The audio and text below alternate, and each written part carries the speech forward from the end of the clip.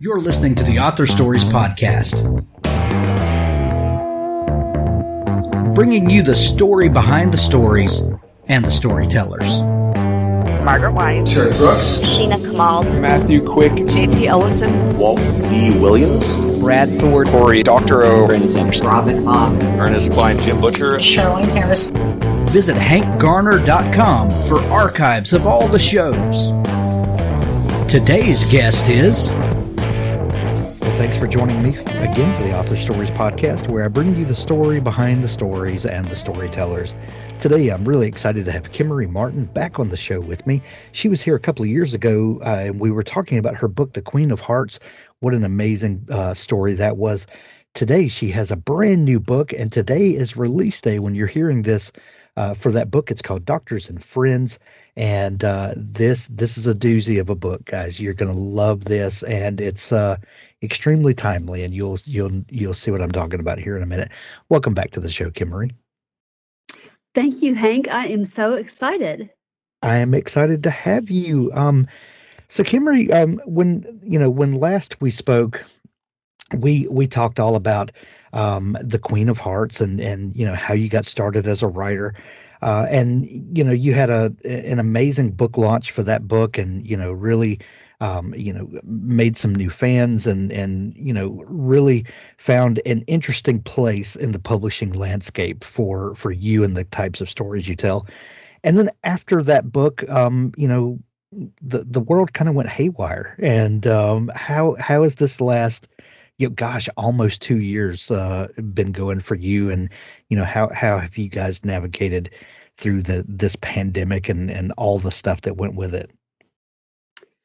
It's been deeply weird and overwhelming, really. I had a second book come out that released just as COVID released in early 2020. And so the antidote for everything. Yes, the antidote for everything, which is a little bit of a spinoff of the Queen of Hearts, and then Doctors and Friends is a spinoff of the antidote for everything. But that book was fairly derailed, as was my life, as was everyone's lives. So, it has been a strange time. Yeah. Well, when Queen of Hearts, was that your debut novel? Yes. So, being a debut novel, did you get to tour that book much and get out and meet readers? I did. Actually, that's my favorite thing about being an author is I have literally met people all over the world. And a lot of that, of course, is online through social media. But I got to go out to bookstores and to clubs and to lunches and to libraries. And it just expanded my horizons magnificently. I really enjoyed meeting people via the Queen of Hearts and through Antidote as well. So, we talk about the fact that being a writer can be a solitary pursuit in a lot of ways, and that for the most part, most of our writing day consists of just kind of being in a room by yourself, and just you and your computer, or you and your notebook, or whatever your preferred way of getting the story down is. And so, the writer's life is, quiet and solitary for a lot of that time. There's something weird, though, that happens when everyone else is participating in your, kind of quiet professional life. And when you know that the rest of the world is kind of locked down and, working from home and that sort of thing. So it shouldn't affect writers a whole lot in the writing process, but there's something mentally that goes on when you know that the rest of the world is doing that as well. What were some of the mental hurdles, of going through this past year and kind of knowing that the rest of the world was kind of slowing down and being put on hold? Well, that's a really insightful question. Because you're right, writing can be solitary. And so I think it becomes even so much more important for writers to connect with people during their free time, during their social times.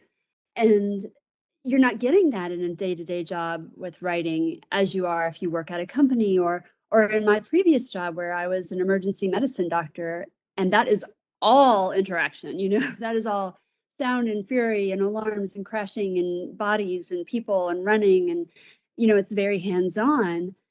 And I switched 180 degrees when I became a writer into just parking my butt in a seat. And so I became of a mindset where I really cherished going out.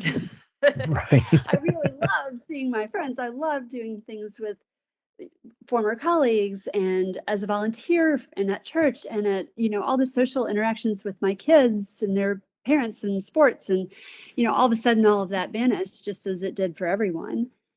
And it became really even more isolating. I think if it hadn't been for social media, which is much maligned in our lives, but also provides a needed connection when we can't get out and do things in person. And if it hadn't been for that, I think I'd have lost my mind. I know exactly how you feel. Being in that you were an emergency room doctor. I mean, you are still a doctor, but you used to work in an emergency room. Now we all have become kind of keenly aware of the medicine, and some of us have taken multiple trips to the hospital during this, and we've kind of gotten a front row seat for what you and your colleagues kind of dealt with on a day-to-day basis. And how do you think it has affected our frontline medical workers during this? Because they're the heroes that have been going day after day and kind of facing this. Have you stayed in touch with some of your colleagues and that through this? Oh yeah, yes. Daily. And I did volunteer some throughout the pandemic as well, but it's hard to overstate what an emotional, psychological impact the worldwide medical catastrophe of COVID has been on Right. frontline healthcare workers. And in the beginning, I think people were deeply appreciative of them, and then it became so strangely politicized, and now I think there's sort of a bizarre undertone of suspicion and dislike in some quarters of physicians and scientists and people on the front lines to some degree, which has been really, really hard. And then of course it's just such a spiritually exhausting thing to continually see death and struggle for health on a day in and day out basis. So I do stay in touch with not only my colleagues that I worked with in person, but I'm in a lot of online medical groups. And so, yeah, every day. You said earlier that The Antidote for Everything was a sort of spin-off of The Queen of Hearts. And then the new book is sort of a spin-off of, Doctors and Friends are sort of a spin-off of The Antidote for Everything. What is the connecting thread between these three books? Friendship. So all three of the books have centered around the concept of friendship as a fundamental human relationship. And the friendships in the book are kind of the tie that binds everything together. And it's all three books are loosely centered around ultimately what is a group of 7 women who graduated medical school together. And so the first book had 2 of them as protagonists. The second book had 1 of them as a protagonist. And the third book has 3 of them as point of view characters. And the stories don't necessarily have to all be read. There's not a continuous plot line throughout them, but they all take place in the same fictional universe and all center around the really deep connection between these people. So, with this being your third book in this genre that you've not necessarily created, but you've definitely planted a flag there and carved out this niche. What is it about these types of characters and these types of stories? And I think we talked about this last time. Grey's Anatomy has been one of the most popular television shows for 20 seasons going or something like that. What is it about these types of characters and these types of stories do you think resonate so deeply with people? Well, first, I think it's immediately understandable. We might not know what somebody who works with financial derivatives is actually doing, but everybody knows what an ER doctor is, whether you want to or not. You understand what that looks like. You understand. You have some element of understanding of what a day-to-day job in the emergency department is, because doctors interact with everyone. And I think that also people are fascinated with medical dramas because they encompass the whole breadth and depth of the human condition. Physicians are there when you take your first breath. They're there when you take your last breath. They fight for your health and your sanity and your well-being. And in its most pure form, I think the medical field should be altruistic too. Most people go into medicine because they want to alleviate suffering and they want to do some good. And I think that does resonate with people. We all understand ideally what that is like. Yeah. So I want to ask you a question, and I understand that Doctors and Friends was written, or at least conceived of, before the COVID-19 pandemic. And we all understand the publishing industry and how it takes a while from conception of a book to holding it in our hands as being published. So the pre-publication life of a book is much longer than a lot of people realize. When you first start conceiving of a book, when you first start thinking about, okay, it's time to start a new book, do you immediately think about characters and how, what you're going to put characters through, or do you think of, there's a scenario and then, characters populate that scenario and they kind of play the what if game? What's that first moment of inspiration when you start thinking about a new book? For me, it is intensely character driven. So I always think of who's going to be the protagonist first. And I know that's not the same for everybody. A lot of authors are very plot driven, and you have to have a great plot or no one's going to read the book. But for Doctors and Friends, the first thing that popped into my head was, I'd like to base a character somewhat on the personality of my late father, who was a very innovative, MacGyverish, scientific, logical kind of guy. And I thought, if he had been a doctor, I think he would be an infectious disease doctor, because those guys are often not only very scientific and logical, but they're innovative and they come up with these ingenious ways of addressing complex problems. And I pitched the idea to my editors. Hey, what do you think if I wrote a book about an infectious disease doctor in the middle of a brand new worldwide viral pandemic? And she said, oh, great. And I said, yeah, it'll be a cautionary tale. So that's how it started. Dabble is a proud sponsor of Author Stories. Dabble is an easy-to-use cloud-based writing tool that gives writers a way to organize, plot, and create amazing stories wherever they are. Write in our desktop app, on your Mac or Windows computer, tablet, or mobile device. Dabble syncs your latest version with the cloud on all your devices. Write anywhere and anytime inspiration strikes. We got you. Dabble is my preferred writing tool, and I think it will be yours as well. Visit dabblewriter.com for your free trial. You have an amazing story idea. You execute the writing and editing flawlessly, and now the only thing missing are readers. We can help you go from author to author superhero with Story Origin. Story Origin is a one-stop shop for marketing tools with a community of amazing authors working together to find reviewers, build mailing lists, increase sales, and collect feedback from beta readers. Everything an author needs, all in one place, from providing review copies or beta copies, reader magnets to ensure you stay connected with readers, easily distribute audio promo codes, universal retail links to send readers directly to the proper point of purchase, or provide direct download links for members of your mailing list. Story Origin has all the tools you need in one easy-to-use site. Use the promo code ASP21 at checkout when subscribing to the yearly plan, and you will get 10% off your first year. This code will expire December 31st, so hurry over and subscribe now. StoryOriginApp.com. Trying to think back to 2 years ago before, we've all kind of become armchair experts at, infectious disease and pandemics and all of that, just kind of out of necessity, learning to kind of navigate the world that we've been thrust into. But trying to remember what it was like before then, before COVID and all of the stuff that went with that, what was your thinking around a worldwide pandemic? Was it, did it wind up being in reality what you imagined?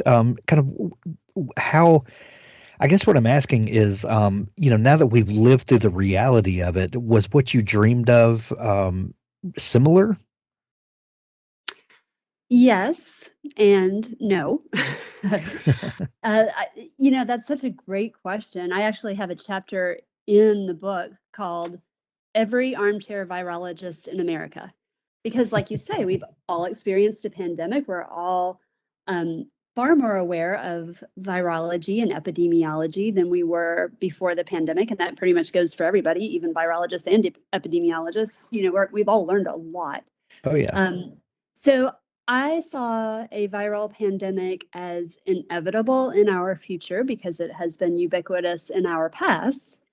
And there's no question it will be in our future as well, because that's what viruses do. They evolve and they seek a suitable host and then they replicate.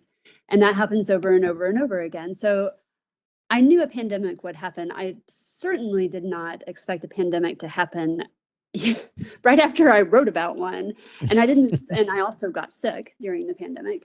And some of the things played out kind of the way I thought they would. And then other things were so completely different. To give you a few specifics, I guess, first of all, COVID in the beginning was such a strange clinical manifestation and had such bizarre systemic side effects throughout your entire body. And I didn't really, I kind of saw it as I thought we'd be attacked by a respiratory pathogen. And to make it more scary, I gave it some of the hemorrhagic nature of Ebola and the contagiousness of measles, but I kind of saw it as more of a super flu type infection. And then of course, COVID had its own really bizarre manifestations. And I certainly didn't foresee it being so much less serious in younger people. Although that is kind of the case with other viruses, this one had a really pronounced predilection for older people. Right. And in my novel, it kind of acted more like the 1918 influenza outbreak, which tended to attack younger adults with more robust immune systems because it kind of turned those immune systems against them. But the real thing I did not anticipate was the societal and governmental response to the pandemic. That just blew me away. So, we have been through global pandemics before, and you mentioned the 1918 flu outbreak. But most of us alive now were not alive then. And, we've gone through, a great period of societal growth and prosperity. And, we're in a very different place in 2021 and 2020 than we were in 1918. So do you think that our response, I guess it's, there's a lot of out of sight, out of mind. We didn't go through that. We don't really know what it was like. But, is the medical industry, I know there have been huge advances in medical technology since then, but some of the core things are very much still the same. And we're talking about humans and how you treat people, that hasn't changed. But when you start thinking about how we would deal with something now versus how they dealt with it then, how did you start imagining kind of what the response would be? Well, the first really salient thing I thought is we still don't have a good antiviral drug that can kill a virus the way antibiotics kill bacteria. Right. So even though we've had marked medical advances in the last century, obviously. We don't have a magic bullet for a virus quite yet. I mean, we're working so hard on it, but we don't have it. And so I thought, if there's a really contagious, really lethal virus, we would run out of resources really quickly, because you've only got so many ventilators in the country. And of course, that is something that was on everybody's minds in March of 2020, right? Right. Um, And we but did an also- outstanding job of raising, meeting that challenge. Yeah. I mean, we did some things really good during this pandemic, and then other things we really half-assed or got wrong. So, Which is human nature. Which is human nature, and that is playing out in some ways almost identically to the way it played out in 1918, because there's these big community differences in how people responded back then. Some communities went hardcore on quarantining and masking and had, much lower lethality than other communities that, just kind of went hog wild. And so you see some of that playing out again. And then there's always been, throughout the course of human history, conspiracy theorists and people who, stake out a position and won't budge from it despite all evidence to the contrary. And there have been people who, weaponize information and distort it, and on and on and on and on. We always do that stuff, and we do it on all sides of every issue, and we don't want to admit it. All of this psychological stuff about human beings plays out whenever you've got a big crisis like this, and sadly, we came out a lot worse in this pandemic than we could have if we had been more cohesive. So we have a story of a worldwide pandemic, and but we don't want to read a textbook about how we deal with worldwide pandemics.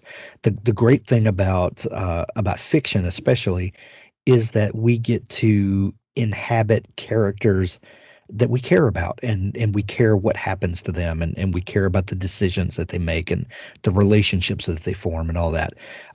So when you started thinking about, you've kind of got these tent poles of a story of, this is happening in the world, and, what would we do to meet the challenge? Tell me about the characters that you then bring into this situation and what they meant to you. So there are three main characters in Doctors and Friends. The first is named Kimmery Martin, and she is an infectious disease doctor at the CDC in a particular branch called the EIS, the Epidemic Intelligence Service, which is a real branch of the CDC, not a branch, actually, I forget the terminology, but it's some little subset where they train people, mostly physicians, but not all, to go out and investigate and try to constrain outbreaks. And so that's her job. And she has two children. She lives in Atlanta, but she has sort of wandered all over the world, had a career in Africa, and has an interesting backstory.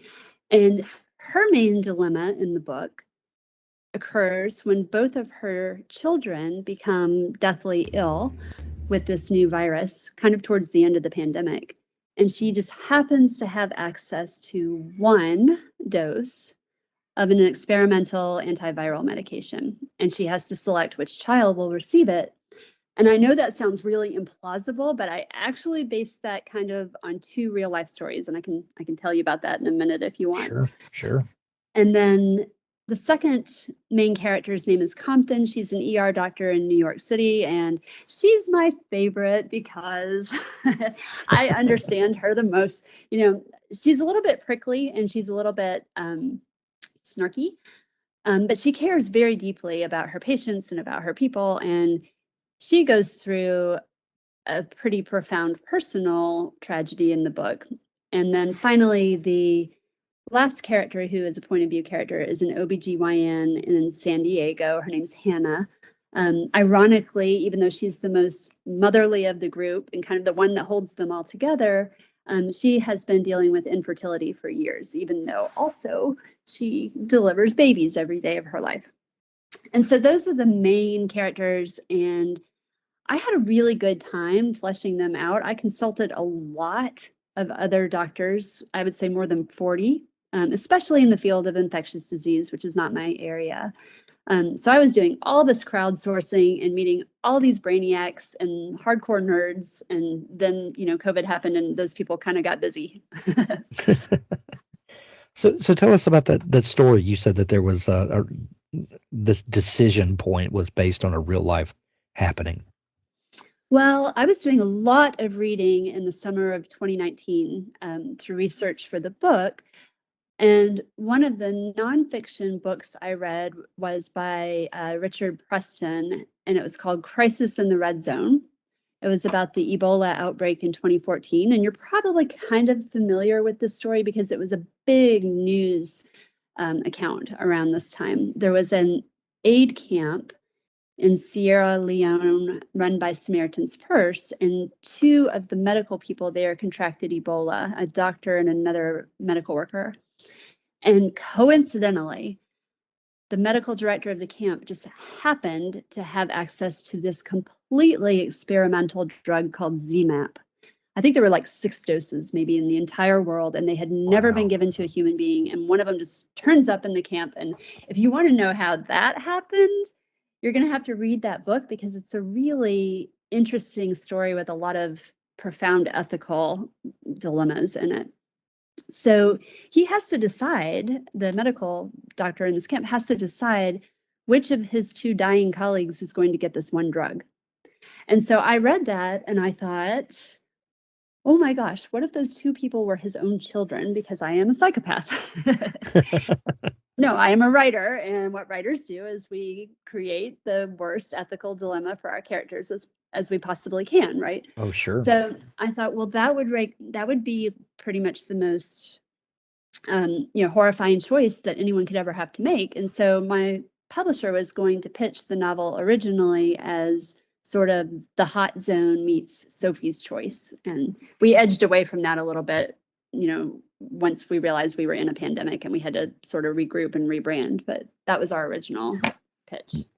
It's funny that you say that because when you started talking about that ethical choice, that dilemma, Sophie's Choice was the first thing that came to mind. And we've seen stories like that, and they're everyone is heart wrenching. You can't come up with a scenario like that and not have readers all in. We've got to see how these people deal with that. I know. Like, right. Normally I am not overly precious about my characters, but I was writing the scene where the mom is in the ICU and she has this drug that nobody knows she has, and she's looking at her 2 kids. And man, I was just bawling while I was writing it because of course I'm a mother, and I'm thinking, what is wrong with me that I even thought of this idea? But yeah, that was a really hard scene to write. And I guess you'll have to read the book to know if she made the right choice. Well, your 3 characters, Hannah, Compton, and Kira, one being in New York, one in Atlanta, one in San Diego, they're really at 3 opposite corners of the country. Being in 2021, we can live in diverse places and scattered all about and still maintain fairly close friendships, through technology and all of the things that link us together now. What was it like having these 3 close characters, but putting, I guess, what was your decision to kind of scatter them out, and how did that help you as a storyteller to have these characters not being able to physically touch? Well, I'm pretty sure that arose from my own real life friendship with my 6 best medical school girlfriends, because I love those people so much. And I don't live in the same city as most of them. So we stay in touch by text, and we go on trips once or twice a year, and we do Zooms now that Zoom is a thing. And I actually added Zoom into the book after COVID happened. So for me, it was kind of a reflection of my own circumstances, but I also knew that I wanted to set my next book in California. So I wanted a character there to kind of establish that. And the CDC is based in Atlanta, so that was a default choice. And then I like to go to New York, so research. And I also got to go to Spain and Morocco for research. One of my med school girlfriends was living in Spain at the time. And so I decided, I really like studying books in places where I've visited and looked at, because you get such a visceral, different experience than you do when you're just reading. And so the book actually takes place in all 5 of those places. Nice. What point in the writing of the book were you when the actual pandemic erupted? So I had sold it to the publisher and done all the research pretty much. I was still doing a lot of crowdsourcing of various doctors, and that went on all through the pandemic.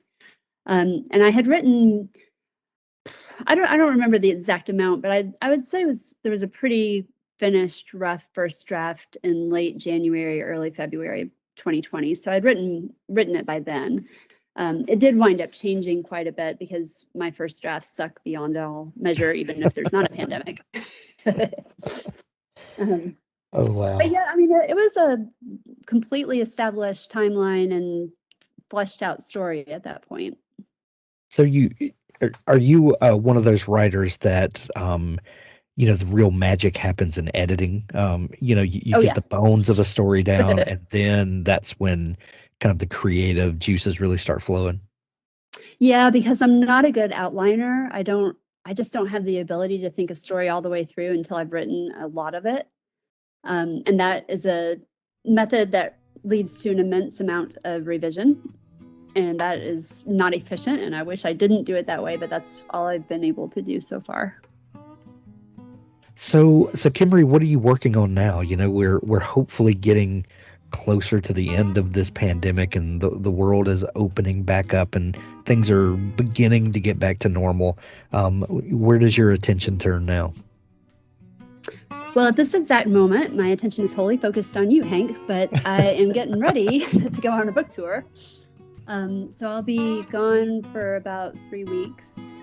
And right before a book comes out, you're just immersed in this ridiculous imaginary social media world where you're obsessing over everything. That's me right now. So I'm not even writing at the moment. But as soon as I get back, I'm going back to my 4th novel draft, which, of course, at this point also sucks mightily. Well, thank God that book tours are ramping back up again, and that's a thing that we can actually visit and with people and all that. So if visit Kimree if you close to one of the stops that she's going to make on book tour, pick up your copy of Doctors and Friends. We're going to have links to it in the show notes of this episode, where you can grab it in Kindle edition or hardcover or audiobook, however you like to consume books. Kimree, if people are just discovering you and want to dig into all the great stuff that you do, where can they find you online? Well, I like Instagram. I'm Kimmery Martin. I like Facebook, and sometimes I write long medical angsty posts there under Kimmery Martin, and I have an author page too. And my website, kimmerymartin.com. Excellent. We will link all of those places in the show notes of this episode to make it easy for folks to find you. Kimree, I love the book, Doctors and Friends. This is a unique glance into something that we all have experienced, and that's not something that we get to say very often when we're talking about books, but this is something that everyone will connect with on one level or another. Thank you so much for taking time to come back on the show. Hank, that was my pleasure. Thank you.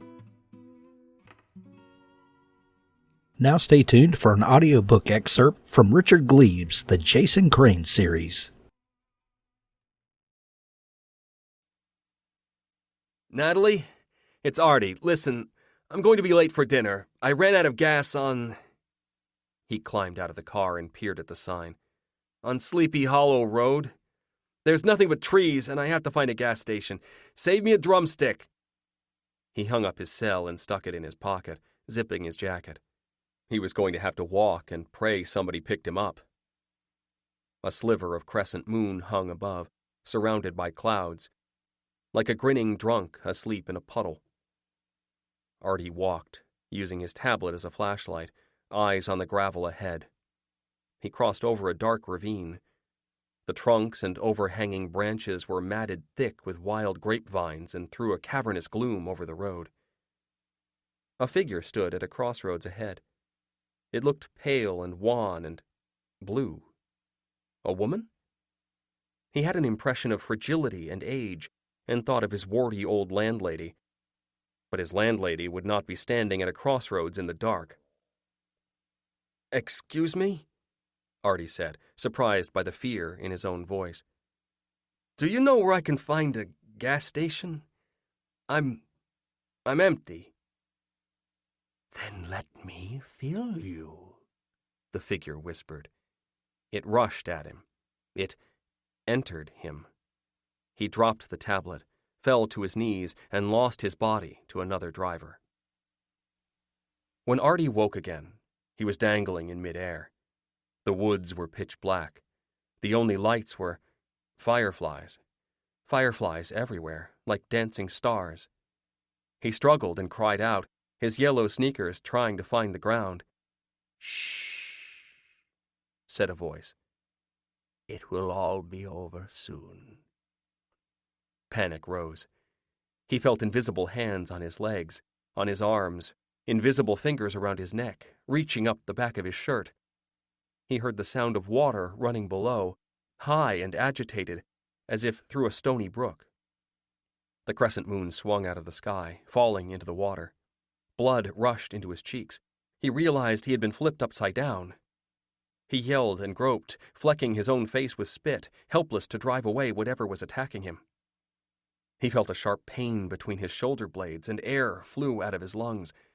A spray of blood hit his cheeks, hot and clinging. His hands found a sharp branch protruding from his body.